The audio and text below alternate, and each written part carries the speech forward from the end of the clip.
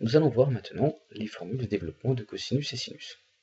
Nous allons commencer par la formule de développement du cosinus, et à partir de là, nous allons retrouver la trigonométrie, c'est-à-dire à partir du cercle trigonométrique qui est construit, qui a pour centre le centre du repère, O, et comme rayon, l'unité.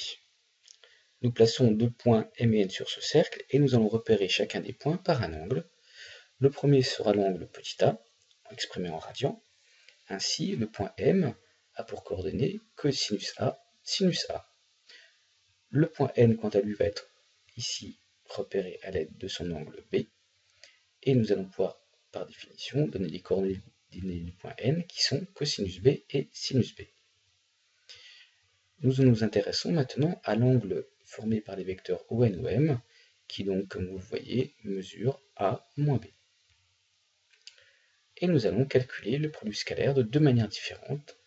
Ainsi, nous commençons par le produit scalaire ON scalaire OM, en prenant la définition du cosinus, norme de OM fois norme de ON fois cosinus de l'angle. Et nous avons donc bien entendu l'expression du produit scalaire dans le repère orthonormé, puisque nous connaissons les coordonnées de chacun des points. Et ainsi, le vecteur OM a pour coordonnées les coordonnées du point M, qui sont cosinus alpha, sinus alpha. De la même manière, les coordonnées du vecteur ON sont celles du point N, c'est-à-dire cosinus B, sinus B. Et ainsi, le produit scalaire ON scalaire OM est égal au produit des abscisses plus le produit des ordonnées. Ceci, il nous vient donc que cosinus A moins B est égal à abscisse de A cosinus A fois abscisse de N cosinus B, plus ordonnée de M sinus A fois ordonnée de N sinus B. Et nous voici démontré la formule de développement du cosinus. Cosinus A moins B égale cosinus A cosinus B plus sin A sin B. On pourra montrer très facilement ainsi que, quel que soit le réel x, cosinus pi sur 2 moins x est égal à sinus x. Il suffit de remplacer pour cela a par pi sur 2 et petit b par x. Nous allons maintenant détailler un petit peu plus en utilisant d'autres formules. On va cette fois-ci exprimer cosinus a plus b, rien de plus simple. Il suffit simplement d'écrire a plus b sous la forme a moins moins b, et on développe le cosinus a moins moins b. Nous obtenons ainsi la formule cosinus a plus b égale cos A cos B moins sin A sin B. De la même manière, si nous avons montré que cosinus pi sur 2 moins x est égal à sinus x, eh bien, si on pose x égale a plus b, il sera facile de démontrer que sinus a plus b égale sin A cos B plus sin B cos A. Voici le détail de la démonstration que vous retrouverez sur le diaporama. De la même manière, en posant a également b, en remplaçant petit b par moins b, eh bien, nous aurons sinus a plus b top. De la même manière que nous l'avons fait avec le cosinus, il sera facile d'exprimer sinus a moins b en écrivant qu'il s'agit de sinus a plus moins b. Et ainsi, nous retrouverons une autre formule, sinus a cos b moins sin b cos A. Ainsi, nous allons pouvoir maintenant exprimer les valeurs du cosinus double et du sinus double en reprenant exactement les formules de développement de cosinus a plus b en écrivant tout simplement que cosinus 2a c'est cosinus a plus a, de la même manière que sinus 2a c'est sinus a plus a. Il viendra donc, en appliquant ces deux formules, que cosinus 2a égale cos carré a moins sinus carré a, et sinus 2a égale 2 fois cos A sin A.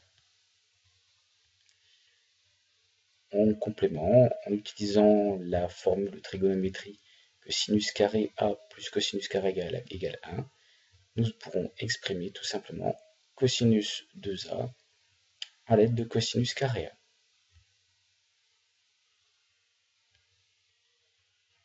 Un petit commentaire sur les formules de duplication.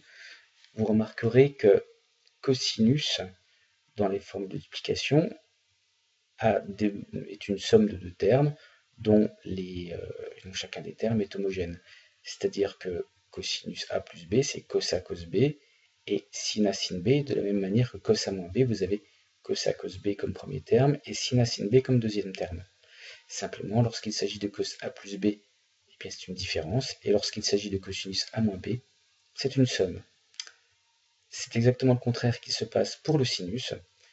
Lorsqu'on calcule le développement du sinus A plus B, nous avons une somme de termes, mais cette fois-ci, chacun des termes mélange sinus et cosinus.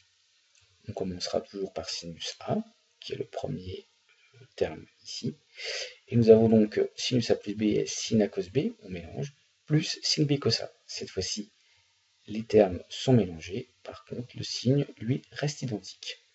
Ainsi, pour sin A moins B, eh bien, nous commençons par sin A cos B, nous mélangeons, moins, nous gardons le même signe, sin B cos A. Voilà une manière un petit peu mnémotechnique de retenir ces formules.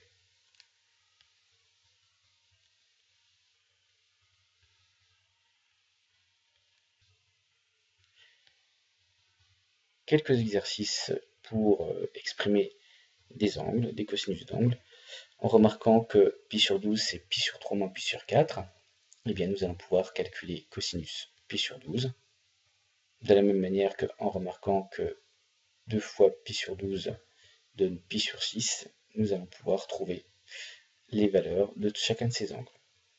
Prenons l'exemple, donc le premier, cosinus pi sur 3 moins pi sur 4, on utilise la formule d'addition cosinus A moins B, et donc cosinus pi sur 3 moins pi sur 4 est égal à cos pi sur 3 cos pi sur 4 moins sinus pi sur 3 sinus pi sur 4. Nous connaissons les valeurs de chacun de ces angles, et nous allons donc trouver, en simplifiant, que cosinus pi sur 3 moins pi sur 4 est égal à racine de 2 sur 4 plus racine de 6 sur 4.